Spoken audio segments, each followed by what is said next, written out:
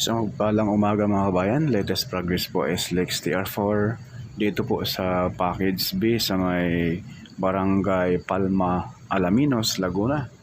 At pagkatapos nito mga kabayan, atin rin pong pasyalan yung Barangay San Agustin. Barangay San Agustin, Santo Tomas City, Batangas. Kung ano na po yung progress doon, yung bundok na patapos na po ang sinimento sa portion ng Barangay San Agustin.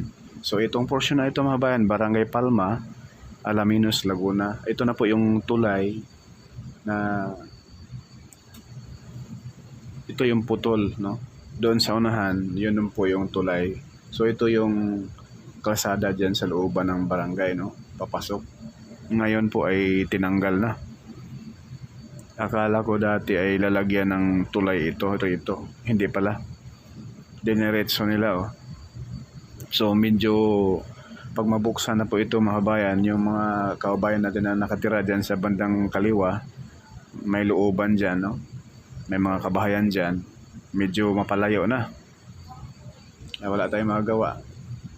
Baka lagyan ito ng overpass ba? Para madaanan lang ng mga kababayan natin dyan na nakatira sa looban.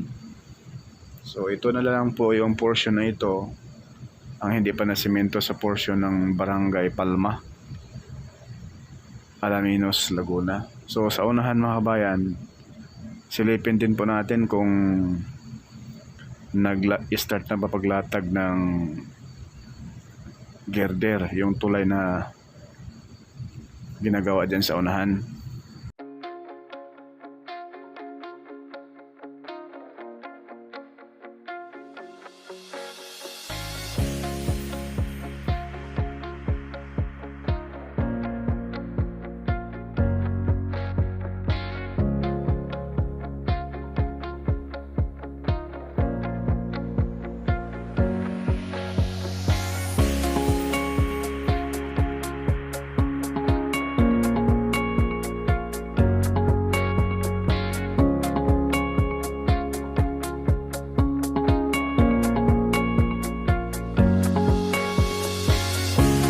So ayan na po mga kabayan yung mismong tulay rito sa Barangay Palma.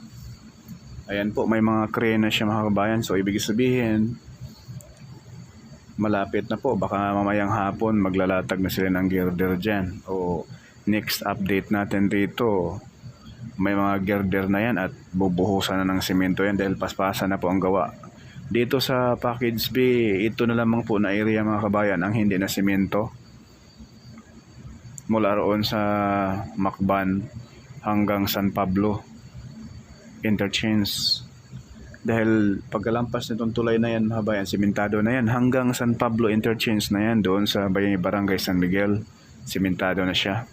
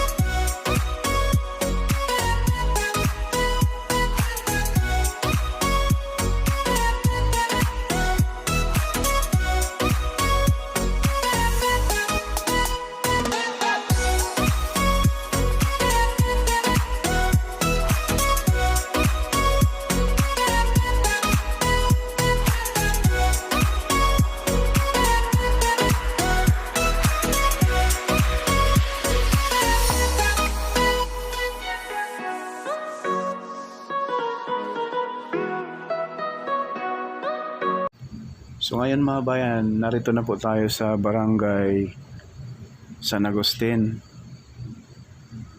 Santo Tomas City, Batangas. So ito na po yung bundok dati na inumpisahan pag latag ng simento nung nag-update tayo rito. Pero ngayon, ayan na po mga kabayan, tapos na. Ayan po. Yung kaharap sa ating kamera ngayon ay approaching na yan doon sa Alaminos.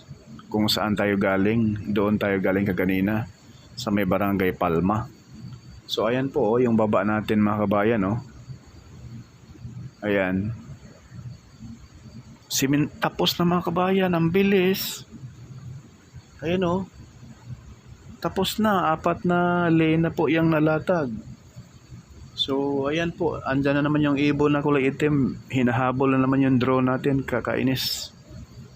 Ayan oh, yung ibon mga kabayan oh. Hinahabol tayo. Kaya pinatakbo na yung drone natin, delikado to. Habulan to. Pasensya na, yung drone natin ngayon ay medyo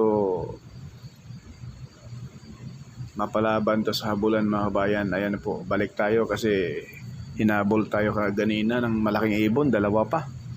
So ayan na, yung portion na yan ang napakalaking trabaho rito sa area. Ang tagal nito natapos, halos 1 taon mahigit bago napatag at nalatagan ng concrete cement. Yung baba dyan mga bayan, yung unahan dyan ay ano na yan, Barangay San Andres. And then doon sa pinakadulo, intersection na yon, yun na yung Alaminos na. Ayan po mga bayan, tinaasa natin yung drone natin ng husto. Kasi kung nasa baba lang, talagang babagsak ulit. Grabe yung mga ibon rito, ang lalaki, kulay itim pa. So ayan po, puting-puti na yung babae. Mayroon lang kapiranggot dito sa bandang kaliwa.